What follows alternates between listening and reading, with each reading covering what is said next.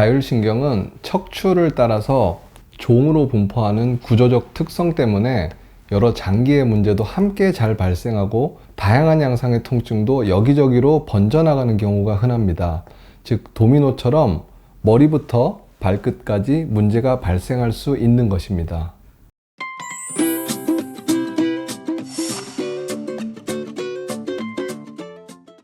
자율신경 실조증 환자분들은 통증과 함께 호소하는 증상이 많다 보니 진료를 보다 보면 증상을 한가득 적어 오시는 경우가 많습니다. 이런 현상이 발생하는 이유에 대해서 간략히 설명을 드리겠습니다. 특히 오늘 영상을 통해 자율신경의 해부학적 특징에 대해 알게 되시면 왜 한 군데가 아니라 여기저기 아픈지 이해하시는 데 도움이 될 것 같습니다. 저희 네트워크 1호점인 파주의 연세오상병원에서는 다양한 통증에 대해서 양한방 협진을 통해 통증 클리닉을 특화해서 진료할 예정이라서 앞으로는 이 통증이나 통증과 자율신경의 연관성 등에 대해서도 자주 설명을 드리겠습니다. 오상신경외과에서 자율신경 실조증으로 진료를 보시는 분들도 대부분 두통이나 목, 어깨 통증 등을 기본적으로 깔고 있는 경우가 많지만 통증보다 더 힘든 증상들이 많기 때문에 지금까지는 통증에 대해서 자주 언급드리지는 않았지만 앞으로는 통증, 척추, 자율신경에 대해 조금 더 자주 알기 쉽게 설명을 드려보도록 하겠습니다. 통증이 있을 때 자율신경과 연관된 통증은 여기저기 돌아다니면서 아픈 특징이 있습니다. 그리고 이런 증상들이 마치 도미노처럼 하나씩 생겨나는 경우도 많습니다. 게다가 척추 관절 통증을 진단을 하기 위해서 검사하는 MRI와 증상이 잘 맞지 않거나 MRI에서보다는 이상하게 통증이 심한 경우도 많이 있습니다. 왜 이런 현상이 생기는지를 이해하기 위해서는 자율신경의 구조에 대해서 조금 알아야 합니다. 이 신경계는 크게 보면 중추신경계와 말초신경계로 나뉘는데 말초신경계는 팔다리의 운동이나 감각을 담당하는 채성신경과 내 의지와 무관하게 작동하는 자율신경으로 이루어집니다. 제가 들고 있는 경추 모형을 한번 보십시오. 이 팔다리를 움직이는 채성신경인 목신경의 주행을 보시면 척추를 중심으로 비스듬히 옆으로 진행을 합니다. 그리고 개별 목신경에는 경추에 충격 흡수 작용을 하는 디스크가 있는데 이 디스크가 돌출되거나 신경이 나가는 구멍이 좁아진 협착증이 생기면 통증이 발생하게 됩니다. 디스크에 의해서 채성신경인 목신경이 눌리게 되면 신경의 주행 경로를 따라서 통증이 생깁니다. 예를 들어 5, 6번 목 디스크에 의한 문제는 이 목이나 승모근, 팔, 엄지, 검지까지 방사통이 생길 수 있고요. 6, 7번 디스크 문제는 목이나 견갑골 안쪽 그리고 3, 4, 5번째 손가락으로 통증이 생기게 됩니다. 즉 거의 일정한 부위에 통증이 생기게 되는데요. 물론 디스크나 협착증이 한 군데가 아니라 여러 군데 생기는 경우에는 조금 더 광범위하게 아플 수는 있지만 그런 경우에도 대부분은 목신경의 주행 경로상의 부위에 통증이 발생하게 됩니다. 반면에 자율신경의 주행은 목신경과 차이점이 있는데 바로 주행 방향입니다. 이 목신경의 횡적인 주행과 달리 자율신경은 인체의 세로축인 척추를 따라서 경추부터 흉추, 요추까지 종으로 주행을 하게 됩니다.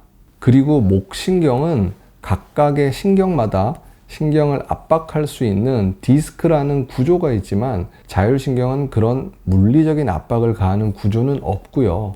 이 스트레스라는 화학적인 압박을 받는다고 생각하시면 이해가 쉬울 듯 합니다.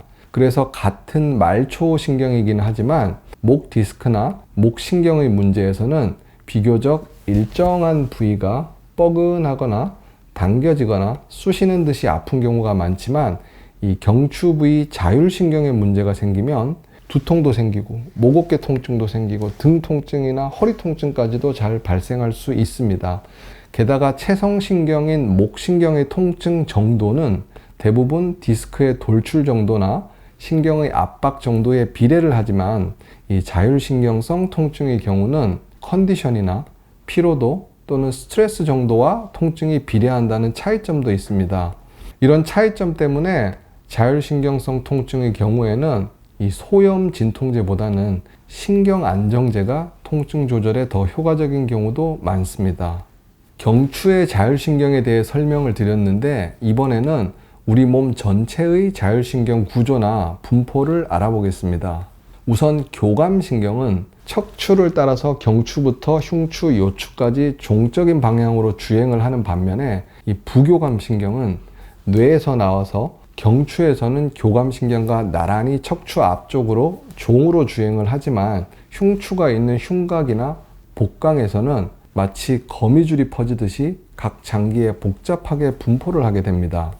횡으로 주로 분포하는 목이나 허리신경은 각 신경마다 통증 부위가 일정하게 정해져 있지만 자율신경은 척추를 따라 종으로 분포하는 해부학적 특성 때문에 이 경추 부위 자율신경의 문제가 흉추나 요추의 자율신경 문제나 통증으로 확대되는 경우도 흔합니다. 예를 들어 목 디스크가 있다고 허리나 다리가 아프지는 않지만 경추 부위의 자율신경 문제는 흉추나 요추 부위의 자율신경 문제까지 확대되는 경우가 많을 수 있는 것입니다. 마치 물에 잉크를 떨어뜨리면 서서히 번져나가는 것과 유사한 상황이라고 생각하면 이해가 쉬울 듯합니다. 그래서 앞서 말씀드린 경추 부위 자율신경의 문제에서 나타나는 두통이나 목, 어깨 통증이 있는 분들이 도미노처럼 증상이 하나씩 생겨나가면서 악화되게 되고 가슴도 두근거리거나 호흡도 불편해지는 등의 상부 흉추 부위에 문제가 생기는 경우도 있고요. 더 진행이 되면 소화불량이나 과민성 대장, 빈뇨, 성기능 문제 등의 하부 흉추 문제까지도 확대가 될 수 있는 것입니다. 오늘 시간에는 말초신경의 두 축인 채성신경과 자율신경의 해부학적 주행의 차이를 알아봤고, 이를 바탕으로 이 목 디스크 등으로 인한 채성신경성 통증과 스트레스 등으로 인한 자율신경성 통증의 차이점도 알아봤습니다. 원인을 알 수 없는 통증이 지속되거나 통증 부위가 확대되어 가면서 악화되는 경우에는 자율신경성 통증에 대한 대책이 필요할 수 있습니다. 그리고 채성신경성 통증이 만성화되어서 만성 통증이 생기면 그 자체가 스트레스로 작용하는 경우가 많기 때문에 그 스트레스에 의해서 자율신경성 통증이 함께 동반되어서 통증을 더욱 악화시키거나 이 우울증이나 불안증까지 유발하는 경우도 생길 수 있다는 점도 기억해 주십시오.